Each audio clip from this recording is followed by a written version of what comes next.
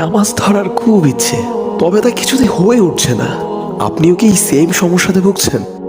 তাহলে আপনি অন্তত এই কাজটি করুন, যেটি আমার আপনার জন্য খুবই দরকার। আজানের সময় হাতে থাকা কাজটি থামিয়ে দিন, আজানের উত্তর দিন।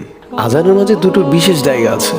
মুয়াজ্জিন সাহেব যখন বলেন হাইয়া আলা সালাহ, অর্থাৎ নামাজের দিকে আসো, জবাবে আপনি বলুন লা হাওলা ওয়ালা কুওয়াতা ইল্লা বিল্লাহ। গুছিয়ে বললে যার অর্থ দাঁড়ায়, আমি কিভাবে নামাজের দিকে আসবো হে আমার রব, যদি আপনি আমায় দয়া না করেন। এরপর যখন মুয়াজ্জিন সাহেব বলেন হাইয়া আলাল ফালাহ, কল্যাণের দিকে আসো, জবাবে আপনি আবার বলুন লা হাওলা ওয়ালা কুওয়াতা ইল্লা বিল্লাহ। ব্যাখ্যা করে বললে যার অর্থ দাঁড়ায়, ইয়া আল্লাহ, আমি কিভাবে কল্যাণের দিকে আসবো যদি আপনি আমায় অনুগ্রহ না করেন।